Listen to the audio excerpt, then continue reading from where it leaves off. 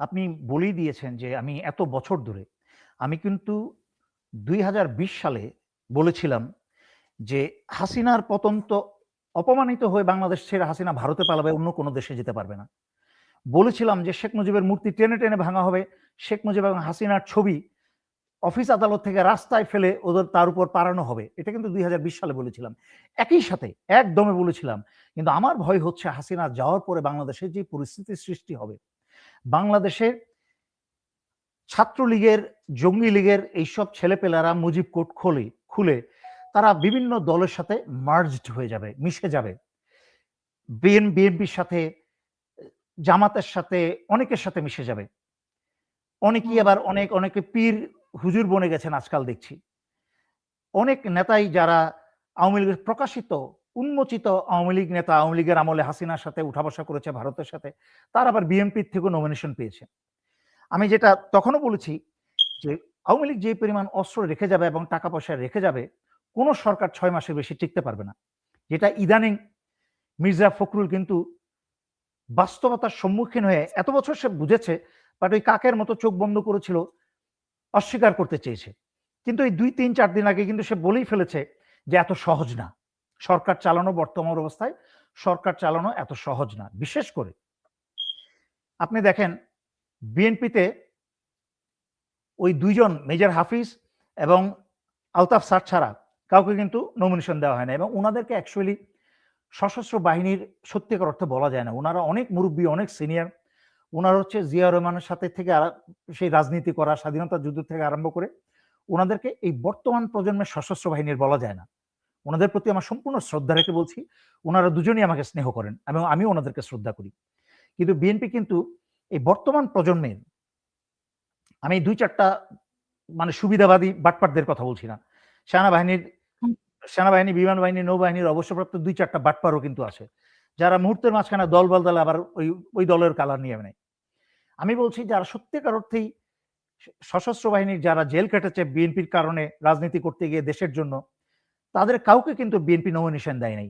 এমনকি যখন জামাতে ইসলাম সশস্ত্র বাহিনীর অবসরপ্রাপ্ত সদস্যদেরকে দেখেছে এবং আমি এটা নিয়ে স্ট্যাটাস দিয়েছি, তা দেখেই তখন তাদের মাথায় এসেছে যে আমাদেরও তো উচিত।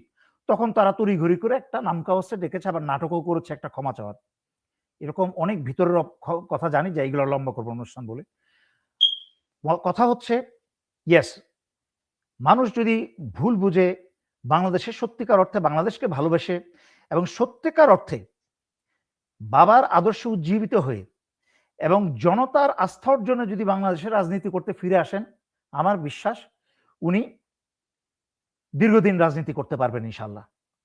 বাংলাদেশের মানুষ তখন প্রোটেকশন দিবে আল্লাহর রহমতে। একই সাথে উনি যদি এই বয়স্ক এবং বুড়াদুরা পুরনো রাজনীতিবিদদেরকে না সরান, ওনাদেরকে উপদেষ্টার পর্যায়ে পিছনের লাইনে রাখতে পারেন। কারণ কিছু মুরব্বী, ভালো মুরব্বী দরকার আছে, যাদেরকে উপদেষ্টা হিসেবে প্রয়োজন আছে। উনি যদি ইয়াং জেনারেশনের ছেলেপেলকে না পাঠান, মাঠে নমিনেশন না দেন, বাংলাদেশের সশস্ত্র বাহিনীর অবসরপ্রাপ্ত অফিসারদেরকে নমিনেশন না দিলে সমস্যাটা হবে কোথায়? আজকে জেনারেল ওয়াকারের সাথে আমি আগেও বলেছি যে মির্জা ফখরুলের একাধিকবার, আজকের থেকে বছর খানিক আগের থেকে শুরু করে একাধিকবার আভ্যন্তরীণ মিটিং হয়েছে, ওনাদের মাঝখানে একটা সমঝোতা হয়েছে, আলোচনা হয়েছে। But guess what, general Waqar তো সারা জীবন থাকবেন না। ওনার তো একটা চুক্তিভিত্তিক ওনার এই চাকরি, ওনাকে ইতিমধ্যে ১ বছরের উপরে চলে গেছে। ৩ বছরের হলে আর বেশি দিন যাই, বছর ১.৫ আছে। তো যেভাবেই হোক ওনাকে একসময় অবসরে যেতে হবে। এটা হচ্ছে এমন একটা পদ্ধতি, যেই পদ্ধতি সেনাবাহিনীতে ওই স্বৈরাচারী হাসিনার মতো জোর করে টিকে থাকার উপায় নেই। একমাত্র উপায় হচ্ছে যদি সেনা প্রধান নিজেই কু করে দেশের ক্ষমতা নিয়ে নেন, তাহলে জোর করে হয়তো কিছুদিন থাকতে পারবেন। সেটাও আজকালকার জামানায় সেটাও বেশি দিন টিকবে না।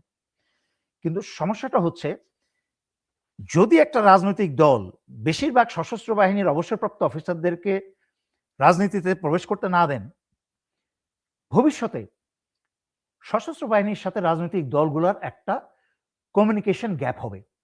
যেই কমিউনিকেশন গ্যাপ হওয়ার কারণে এই রাজনৈতিক দলগুলো একটা সময় বিপদে পড়বে। আপনাকে একটা কথা, যতই চিল্লাক মানুষ, যতই লাফাক, একটা কথা বলি, পাকিস্তান এবং বাংলাদেশের রাজনীতি এক ধারার, আর ভারতের রাজনীতি হচ্ছে আরেক ধারার।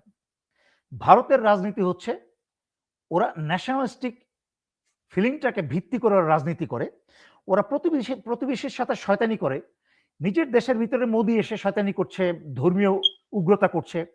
বাট এর আগে যারা ছিল রাজীব গান্ধী, ইন্দিরা গান্ধী, তারা কিন্তু নিজের দেশে একটা ন্যাশনালিস্টিক মত তৈরি করে দেশপ্রেমের উপর ভিত্তি করে ভারত চালিয়েছে। সরকার পরিবর্তন হলেও কিন্তু তাদের বৈদেশিক নীতি কিন্তু কখনো পরিবর্তন হয়নি। আমেরিকার মতো আগেও ট্রাম্প এসে কিছুটা পরিবর্তন হয়েছে, উগ্রতা হয়েছে। বাংলাদেশ এবং পাকিস্তানে সশস্ত্র বাহিনী একটা গুরুত্বপূর্ণ বিষয়।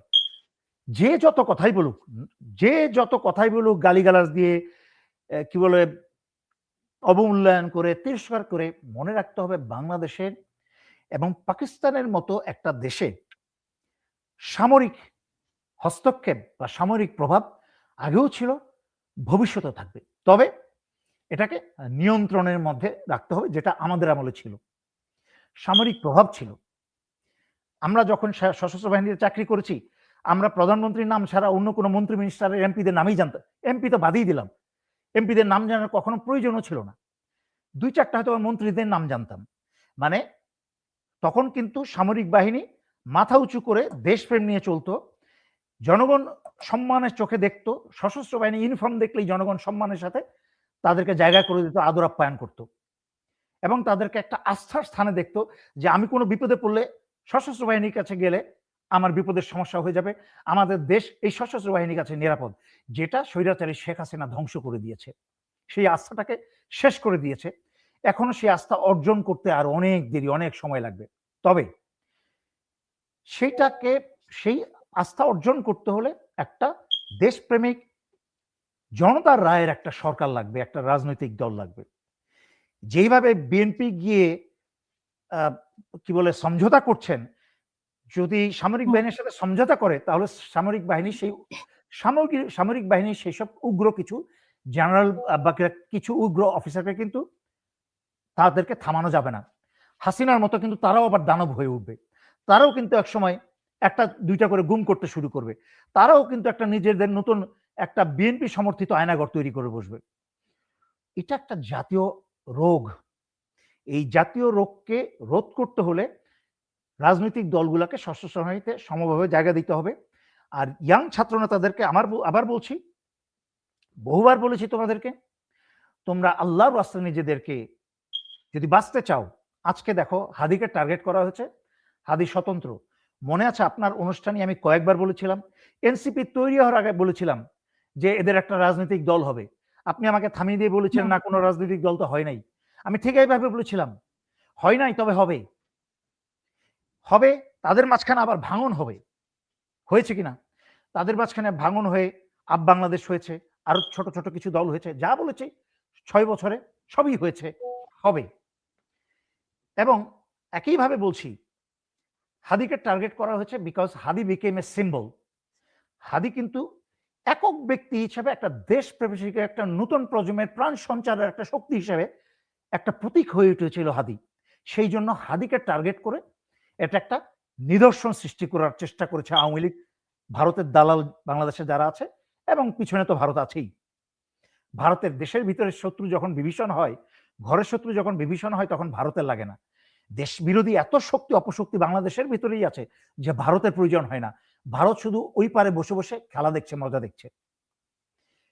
এখন এই বর্তমান প্রজন্মের ছেলে মেয়েদেরকে, তাদেরকে সমস্ত ভুল বুঝাবুঝি বন্ধ করে সমস্ত দলকে একত্রে করে তোমরা নির্বাচন করো, তোমরা এক হয়ে যাও, এক হয়ে একটা বড় শক্তি তৈরি করো।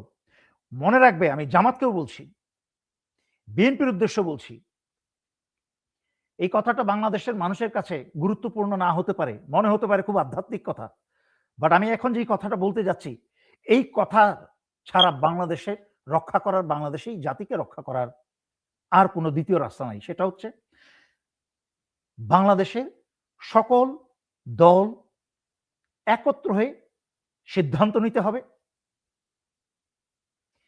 এবং সকল দল একত্রে মিলে জনতার ম্যান্ডেটে পূরণের উদ্দেশ্যে কাজ করতে হবে এবং সকল দল একত্রে মিলে বাংলাদেশের জনগণের মন জয় করতে হবে, বাংলাদেশের স্বাধীনতা এবং সার্বভৌমত্ব রক্ষা নিশ্চিত করতে হবে।